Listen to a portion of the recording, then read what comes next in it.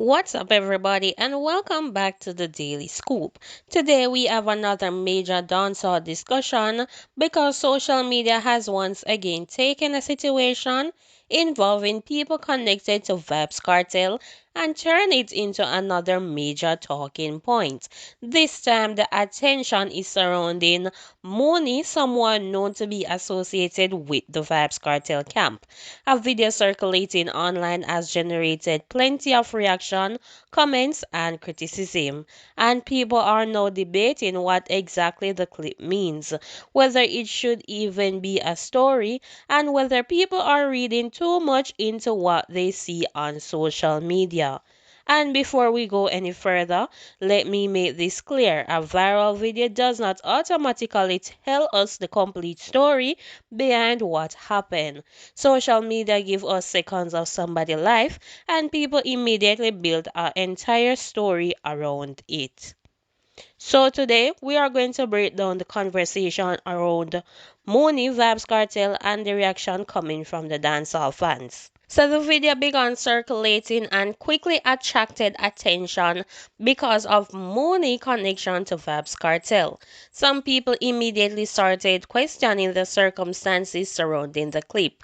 Others went even further and started making assumptions about what the video supposedly represents. But this is where we have to separate what is visible from what is being alleged. The fact that somebody appears in a particular environment does not automatically establish everything people are saying about them. And that is especially important when you are talking about public figures, entertainers, and people connected to major dancehall camp. The internet moves extremely fast. A video can be posted at lunchtime, and by evening, people have already created 10 different versions of the story. One blogger might say one thing, another blogger had something else, then the fans get involved. Before long, the original video is almost forgotten and the argument becomes about something completely different. One of the biggest reasons this situation has attracted attention is because of Vybz Kartel. Kartel has one of the most heavily discussed entourage in dancehall. That means whenever somebody associated with him becomes involved in controversy, people automatically start asking whether it affects the Gaza camp. But should it? That's the bigger question. An individual person action don't necessarily represent an entire group. You can support Vybz Kartel music and still understand that every person around him has their own life and their own decisions. And that's something fans sometimes forget. If somebody associated with an artist make a mistake, that does not automatically mean the artist himself did something wrong. So guys, moving on, we're going to be looking at Freedom Street. Freedom Street is officially becoming one of the biggest conversation in dancehall again. For months, fans have been asking one major question. Who else is going to perform? Everybody already knew the name at the center of the event was Vybz Kartel, but the audience wanted more. They wanted to know which other major dancehall names would share the stage. No, the lineup has generated even more discussion, with names such as Mavado, Mr. Vegas, Chanel Muir, and other performers being discussed around the event.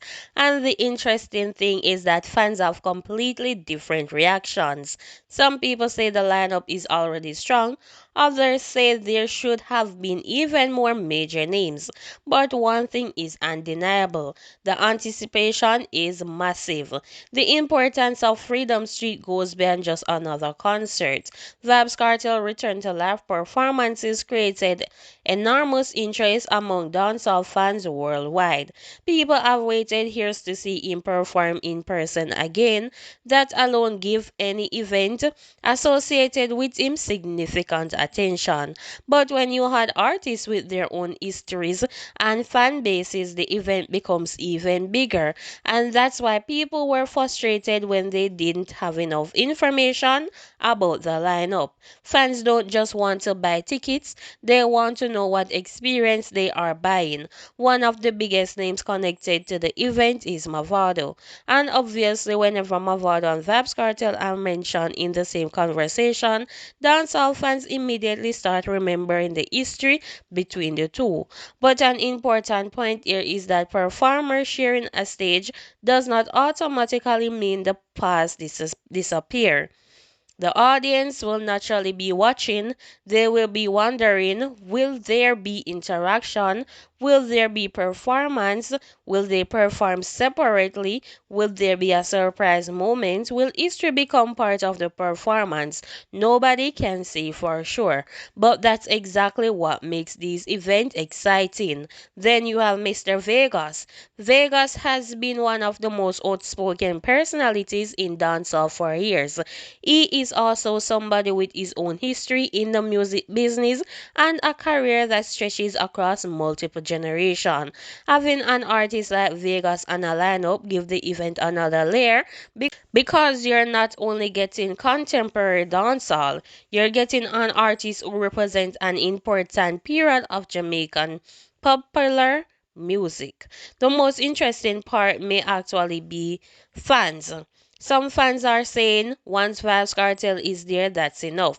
Others want an enormous lineup featuring every major dancehall superstar. But promoters have to balance everything. You can put 20 major artists on one stage and expect every performance to receive the attention it deserves.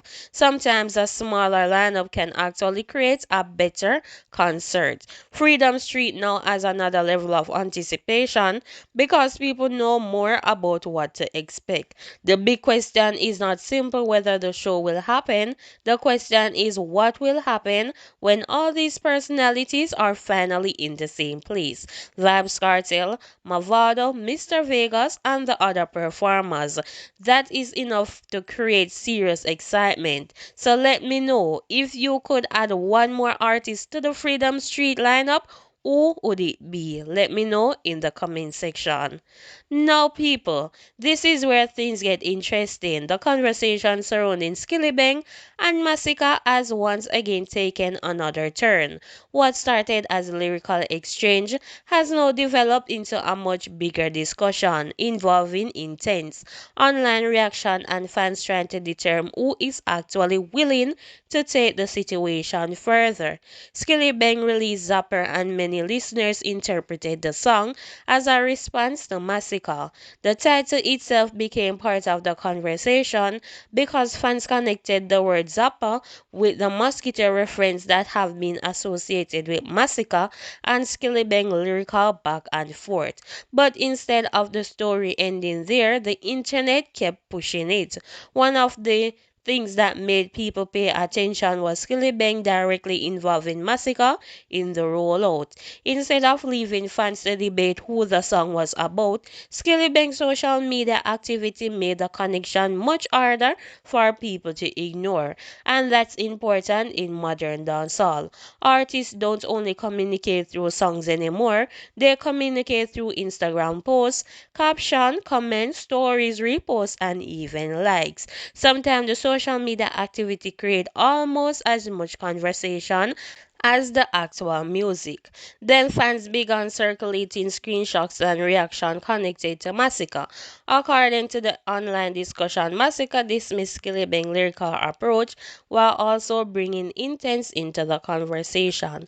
That immediately changed the dynamic because now fans were not only talking about Skillibeng and Masicka. They were asking, why is intense being mentioned? And that is where the dancehall community started creating theories. Intense has its own history with Skillibeng.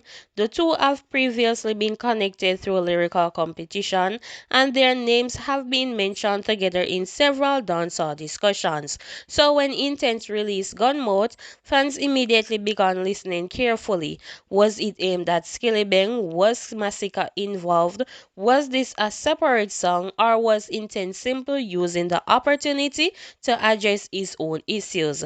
Those are different questions, and we should not automatically assume that every line in a dancehall song is directed at one specific person. Another part of the discussion involving Masicka and Alkaline. Fans have been debating the relationship between the two camps and whether there is an actual lyrical conflict brewing, but again, fans need to separate online theories from confirmed events. Dancehall listeners love competition, they love comparing artists, they love picking sides, but sometimes fans can create a rivalry bigger than what the artists themselves are actually doing. Skillibeng has already demonstrated that he is not afraid of lyrical competition.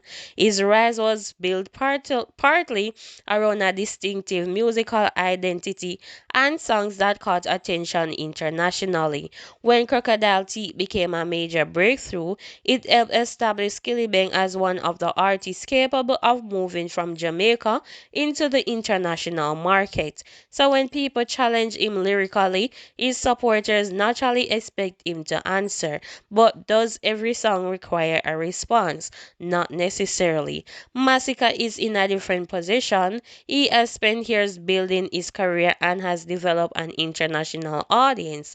His recent album Forever Rain has also created significant attention around him.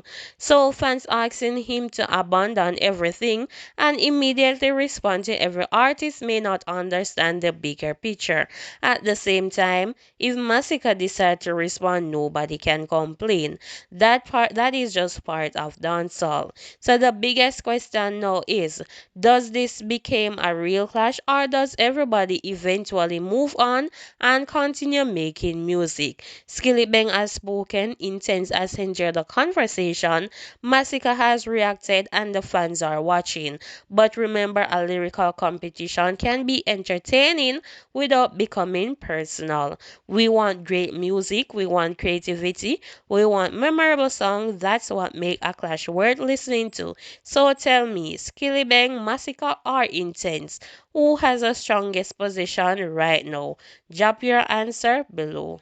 Now, people, this one is another example of how complicated the entertainment business can become.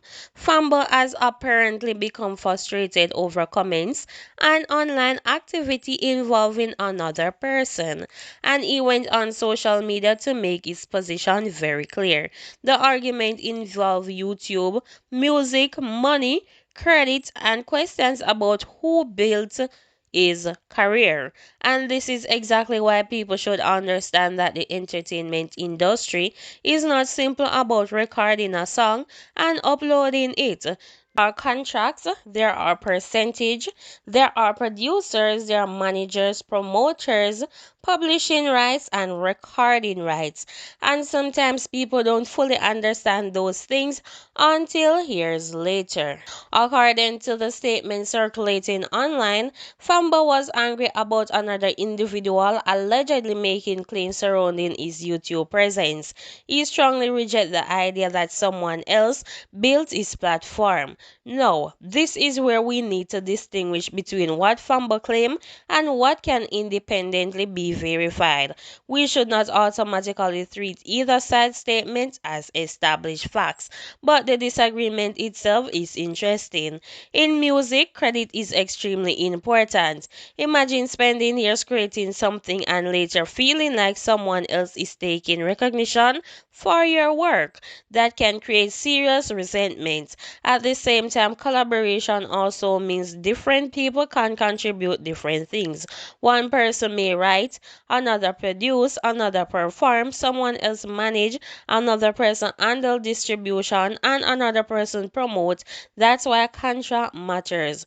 The discussion also involve a claim about money and percentage surrounding a project. Those kind of claims should always be handled carefully because social media arguments rarely provide a complete financial document.